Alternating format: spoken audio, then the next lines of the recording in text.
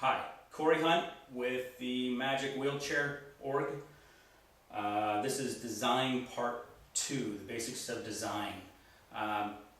There's a bunch of things that you're going to have to consider when you're doing your design, and we talked about them briefly on the other one where we were talking about the wants and needs of the kid.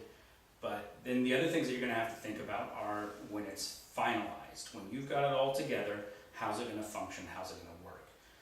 There's a lot of things to consider. People in wheelchairs have a lot of problems navigating the real world with just a wheelchair. There's ADA issues, like the American Disabilities Act, ramps, ramp inclines, curbs, doorways, hallways, all manner of things that are going to get in the way of a person who's in a wheeled vehicle that allows them to navigate the world. Some of the ADA issues are wheelchair ramps. Are they available? Are they going to be able to navigate around them? Is your costume going to allow them to get up and over curbs where there aren't wheelchair ramps?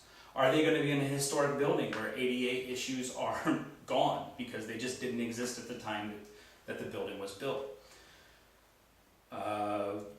Door widths are something to consider. Most doors need to be about 32 to 36 inches. So I have doorways in my home that are 32 inches. However, the way that the door opens up into the house, that little gap there where the door doesn't fully open all the way is a cut-in. So it's actually a little less than 32 once you get past the doorway, which I guess isn't something that they necessarily have legislation or ordinances for.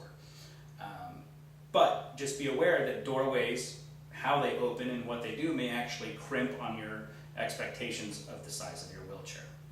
The other things that you need to consider are the materials that you are going to be building your framing out of, because you have to have a way to attach the costume to the wheelchair. Otherwise it just sits there and drags along the ground.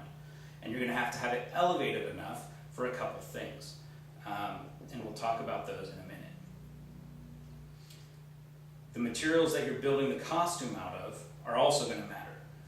You could technically build an entire costume out of concrete. Putting a concrete costume around a child in a manual wheelchair is torture, and you should not do it.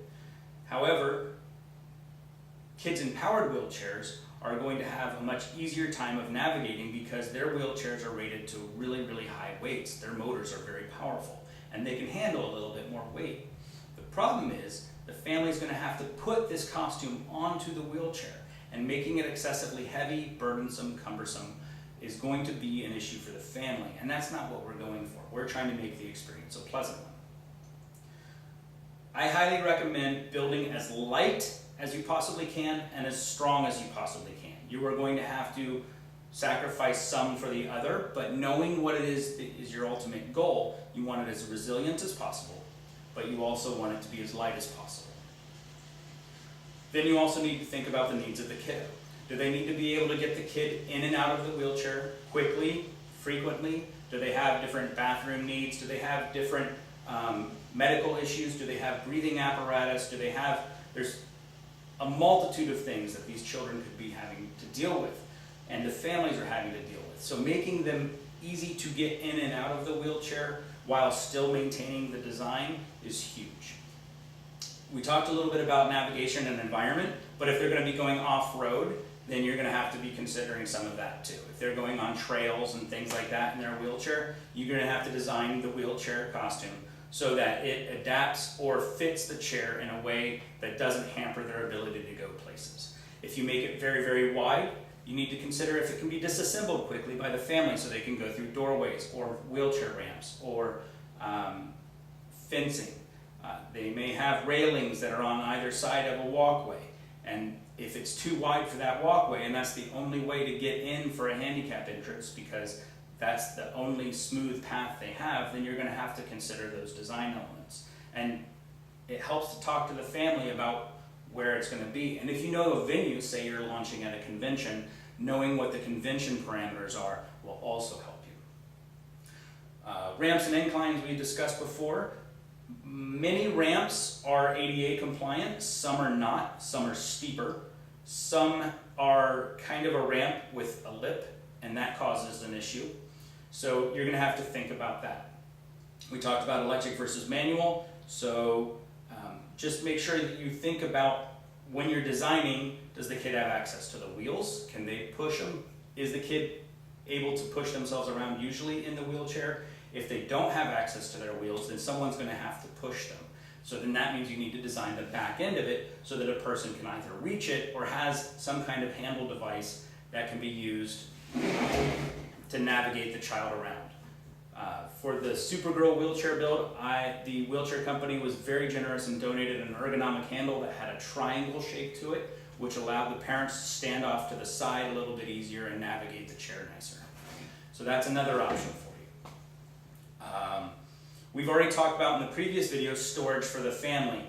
This is something that I want to hit on again because it's really important that when you're designing your elements and you're thinking about the materials, say you're doing a spaceship or something like that, and you have a fluted kind of cowl coming off the front, if you can hide the attach point underneath here where it separates and it just slips over top and looks like it's just kind of like an engine vent or something like that, then you can do that and it disassembles and they're able to store it much easier. If they have garage ceiling space, they could store it up on the ceiling and keep it up out of the way.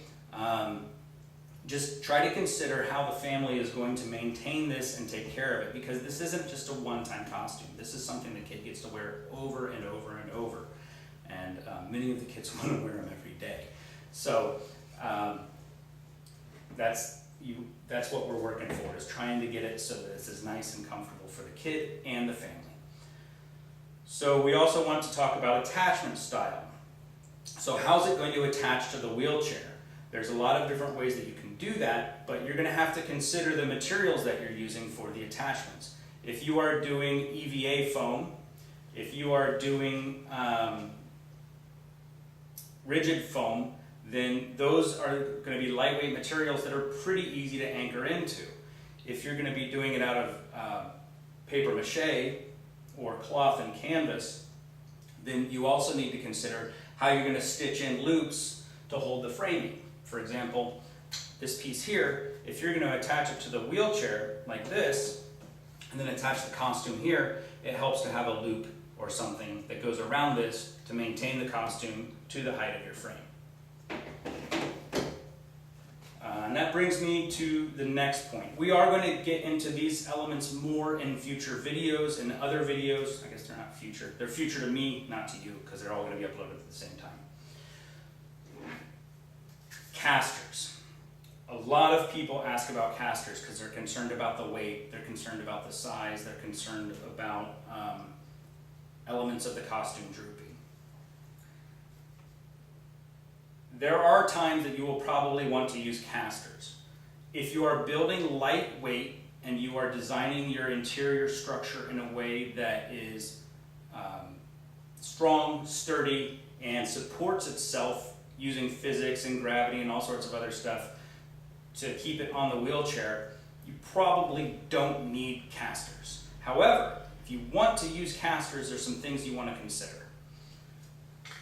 You're going to have your casters mounted on something rigid, unless you can figure out some kind of suspension system, which to me seems like a lot of extra engineering when you could spend that time engineering the costume to be lighter and have a strong frame and to attach very well to the wheelchair. But if you attach a caster to it, you've got a couple of problems.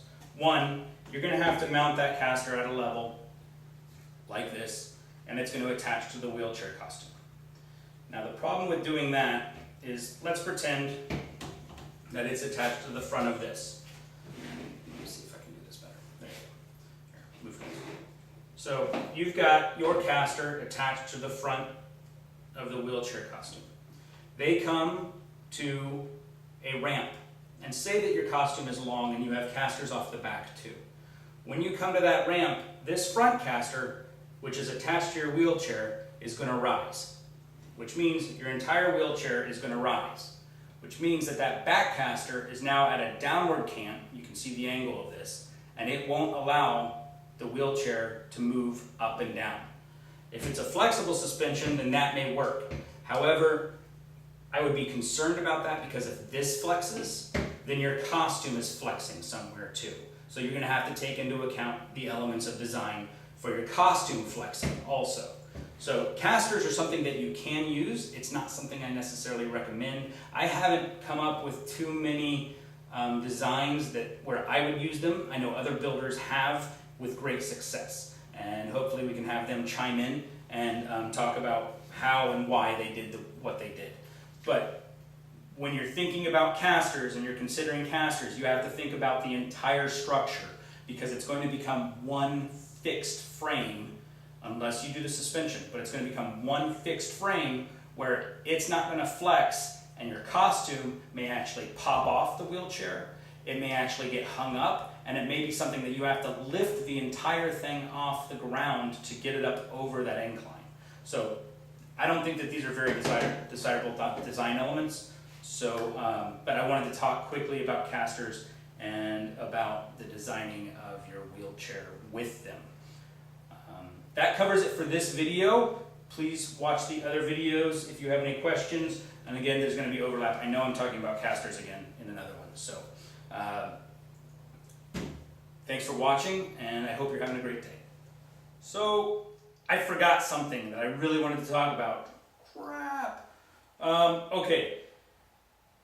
When you're doing your design and building the actual costume for your chair, as well as the framework, one of the things you really want to consider is the clearance of your costume. Meaning, if you build your costume low to the ground, then it is only going to have the clearance of however far out you build low to the ground. So if you come up to a wheelchair ramp, the front end is going to hit before the wheels that are going to be on the front of your wheelchair, and these wheels are able to rise. So instead of it coming up like this, as it would if the ramp was, say, here, and the wheelchair just automatically lifts, you're going to have a front piece that's too low hitting before the wheelchair wheels are able to get to it to rise, which is going to cause the wheelchair to either need to be rocked backwards, which can cause issues for the back of your costume, or to have to be lifted up. So the way to prevent this is to build your wheelchair costume so that you have clearance up front, however far you're going to need it, and you can easily Google search the ADA compliances for wheelchair ramps. I think it's 1 inch per foot. However, at curbs on corners, it's not going to be capable of doing that. It's going to be a steeper incline than what an ADA ramp would require. So you probably want to build the front of your wheelchair and the back of your wheelchair slightly higher than the casters, so that you can actually have it go up and down ramps or over curbs or over speed bumps without causing issues for your costume, the way it's framed and braced, and the back of the costume also. So that is the one little bit I wanted to add to your design considerations, because it's something that we've discussed multiple times in our builders meetings. So again, thank you for watching. Sorry I forgot to add that little bit in the other video.